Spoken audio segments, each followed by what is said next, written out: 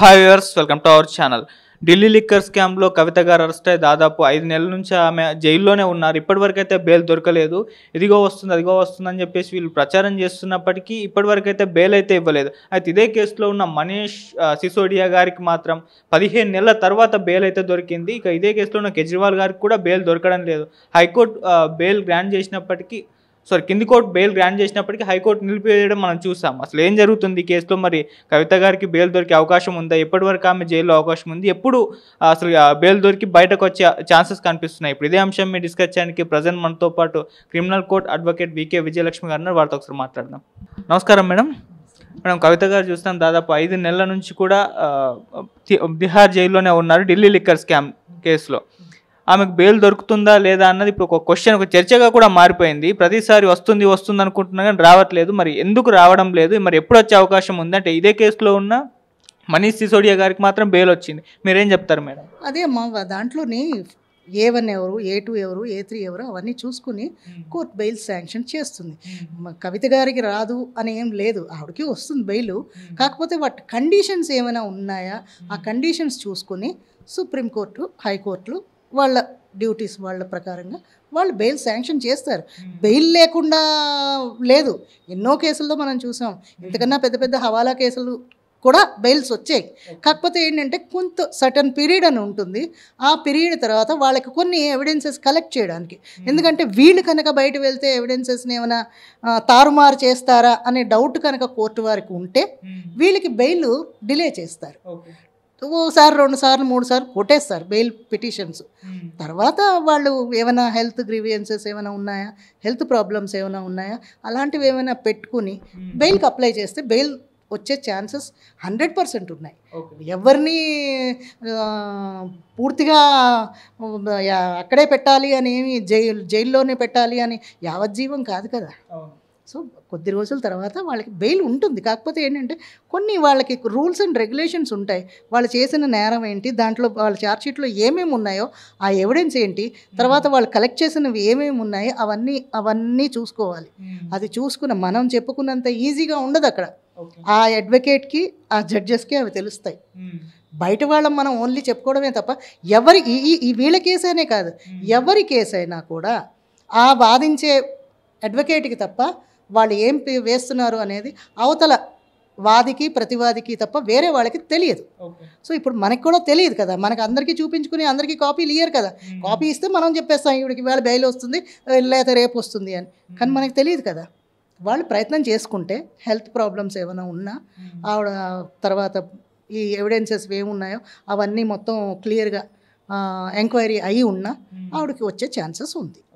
ఇప్పుడు మేడం అసలు కవిత గారి ఆరోగ్య పరిస్థితి అంత బాగాలేదు, అనారోగ్యానికి గురయ్యారు, పరిస్థితి కాస్త సీరియస్గా ఉందని చెప్పి హాస్పిటల్లో కూడా జాయిన్ చేశారు. ఇది రెండోసారి. మరి హెల్త్ గ్రౌండ్స్లో వీళ్ళు ఏమన్నా బెయిల్కి అప్లై చేసుకునే ఛాన్స్ ఏమన్నా ఉందా? ఆ గ్రౌండ్స్ పరిశీలించి బెయిల్ ఇచ్చే అవకాశం ఏమన్నా కనిపిస్తుంది అంటారు మేడం? ఉంటుందమ్మా, 100% ఉంటుంది. వాళ్ళు ఏంటంటే ఏ డాక్టర్ పడితే ఆ డాక్టర్ సర్టిఫై చేస్తే కోర్టు ఒప్పుకోదు. గవర్నమెంట్ డాక్టర్సే వాళ్ళని టెస్ట్ చేయాలి. గవర్నమెంట్ డాక్టర్స్ నుంచే వాళ్ళకి సర్టిఫికేట్స్ రావాలి. దానికి సంబంధించిన హెల్త్ ఏంటి బాగోలేదు, ఏ హెల్త్ కండిషన్స్ ఉన్నాయో అవన్నీ క్లియర్ కట్గా మెన్షన్ చేసి హెల్త్ సర్టిఫికేట్స్ తీసుకొని ఆ హెల్త్ సర్టిఫికేట్ తోటి బెయిల్ కూడా అప్లై చేస్తే వాళ్ళకి బెయిల్ దొరికే ఛాన్సెస్ ఉంది. కాకపోతే కొంచెం టైం పడుతుంది. ఎలాగ 2 వచ్చేసారు కదా బయటికి, సో ఈవిడికి కూడా దొరుకుతుంది. కాకపోతే కొన్ని ఎవిడెన్స్లు ఏవో కలెక్ట్ చేసుకునే ఉండొచ్చు వాళ్ళకి.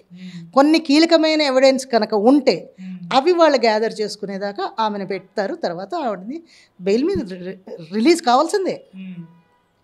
అంటే మేడం ఈ కేసులో కవిత గారికి పైన అంటే ఛార్జ్షీట్లు నమోదు చేస్తున్నారు, అంటే ఒక ఫలితం అయితే రావట్లేదు కోర్టులో, ఇటు బెయిల్ దొరకట్లేదు.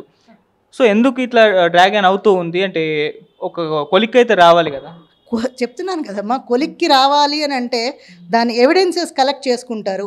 ఒక దగ్గర ఒక ఎవిడెన్స్ వచ్చింది, అక్కడ ఏదో క్లూ దొరుకుతుంది, దీనికి సంబంధించింది ఫలానా దగ్గర ఎక్కడో ఉంది అంటే ఎక్కడ ఉంది ఆ రూట్ దాకా వెళ్తారు. చెట్టు కొమ్మ పైన ఒక దగ్గర ఒక ఆకు దగ్గర వచ్చింది, బ్రాంచెస్ దాకా రావాలి, స్టెమ్కి వెళ్ళాలి, రూట్ దాకా రావాలి. అక్కడ వరకు వెళ్ళేకే వాళ్ళు వస్తుంది. ఎందుకంటే ఎలా పడితే అలాగే దీంట్లో బెయిల్ ఇచ్చేస్తుంది కోర్టు. మళ్ళీ కోర్టునే ప్రశ్నిస్తారు, ఏ బేస్ మీద ఇచ్చారు, ఇలాంటివన్నీ వస్తాయి. ఇవ్వడానికి కొన్ని ఛాన్సెస్ ఉన్నా కూడా వాళ్ళ డ్యూటీ కూడా వాళ్ళు చూసుకోవాలి కదమ్మా. కాకపోతే బెయిల్ రాదు అని అనుకోనక్కర్లేదు. బెయిల్ కంపల్సరీ వస్తుంది.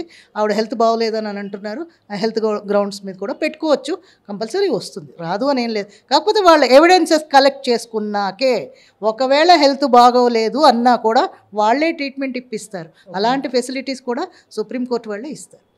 హైకోర్టు అవనండి, సుప్రీంకోర్టు అవనండి, ఏ ఏరియాలో అవునా ఆ ఏరియా కోర్టు, డిస్ట్రిక్ట్ కోర్టు అయితే డిస్ట్రిక్ట్ కోర్ట్స్ ఆ ఆర్డర్స్ పాస్ చేస్తుంది. అంతేకాని బెయిల్ ఇచ్చేయమంటే ఇవ్వదు. మేడం కేజ్రీవాల్ గారికి కూడా ఒకటి 1-2 టైమ్స్ ఏమో కింది కోర్టులు బెయిల్ ఇచ్చాయి, తర్వాత దానిపైన హైకోర్టు స్టే విధించి మళ్ళీ దాన్ని కంటిన్యూ చేస్తుంది, బెయిల్ క్యాన్సిల్ చేస్తుంది. ఎందుకు ఈ విధంగా జరుగుతుంది?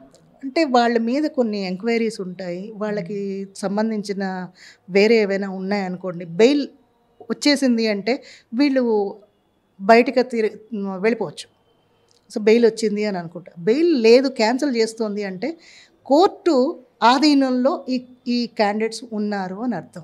ఇంకా స్టిల్ దాన్ని ఇన్వెస్టిగేషన్ జరుగుతోంది అని అర్థం, అంతేకాని వేరే ఇంకేం కాదు. ఇదే కేసులో ఉన్న సిసోడియా గారికి దాదాపు 15 నెలల తర్వాత బెయిల్ వచ్చింది. ఇప్పుడు కవిత గారికి కూడా అదే పరిస్థితి వస్తుంది. ఇప్పుడు 5 నెలలు జైల్లో ఉన్నారు, ఇంకో 1 year పాటు తను ఉండాల్సి వస్తుంది అన్నట్టుగా చర్చలు అయితే చేస్తున్నారు. మేడం మీ ఒపీనియన్ ఏంటి? అంటే ఇంకో 1 year ఉండాల్సిందేనా? అలాగ మనం చెప్తున్నాం కదమ్మా, కోర్టు విషయంలోని బయట అనుకున్నట్టు ఉండదు. దాన్ని ఎవిడెన్సెస్ తర్వాత ఆ అడ్వకేట్స్ వాళ్ళు పిటిషన్స్లో ఏం మెన్షన్ చేస్తున్నారు, వాళ్ళు ఏం కోరుకుంటున్నారు, వాళ్ళు హెల్త్ గ్రౌండ్స్ చూపిస్తున్నారా, తర్వాత ఏమున్నది అనేది మనకి తెలియదు. ఎవరైతే కేసు వాదిస్తున్నారో ఆ అడ్వకేట్కి మాత్రమే తెలుసు, ఆ ఇన్వెస్టిగేషన్ చేసుకునే ఐఓకి తెలుసు, అంతే తప్ప బయట వాళ్ళకి తెలియదు. వాళ్ళు ఎలా ప్రొసీడ్ అవుతున్నారో మనకు తెలియదు కదా, మనం ఓన్లీ దాన్ని అవగాహనగా మాట్లాడుతున్నాం అంతే. సో దాంట్లో ఉండే ఫ్యాక్ట్స్ మనకి తెలియవు, దాన్ని వాళ్ళు ఎలా చేస్తున్నారో తెలియదు. వాళ్ళు కనుక హెల్త్ గ్రౌండ్స్ తర్వాత ఆమె మీద ఎంతవరకు ఉంది దీని ఇంపాక్ట్ అది చూసి వాళ్ళు బెయిల్ శాంక్షన్ చేస్తారు. అంతేగాని ఎవరిని పడితే వాళ్ళని లోపల ఉంచారు, ఎవరికి పడితే వాళ్ళకి బెయిల్ ఇవ్వరు.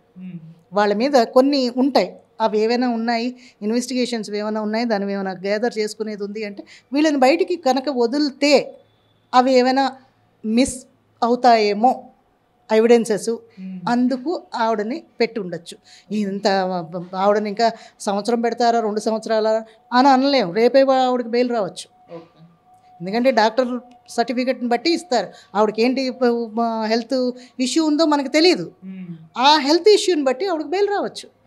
రేపంటే రేపు పాస్ అవుతుంది, మనం చెప్పలేము, అది వాళ్ళ అడ్వకేట్ ఆర్గ్యుమెంట్ని బట్టి ఉంటుంది. అంటే మేడం ఇటువంటి మనీ లాండరింగ్ కేసెస్లో బెయిల్ అంత ఈజీగా దొరకదు అని కూడా అంటున్నారు మేడం. అదే చెప్తున్నాను కదమ్మా, ఆ క్రైమ్ సివియారిటీని బట్టే ఉంటుంది, బెయిల్ రాదు అని ఏం లేదు. ఎంతటి పెద్దదానికైనా బెయిల్ వస్తుంది, ఇదేమి ఆవిడకి లైఫ్ సెంటెన్స్ కాదు కదా, బెయిల్ రావడం కంపల్సరీ. కాకపోతే ఏంటంటే ఎవిడెన్స్ కలెక్ట్ చేసుకోవడానికి మాత్రమే వాళ్ళు డిలే చేస్తారు అంతే.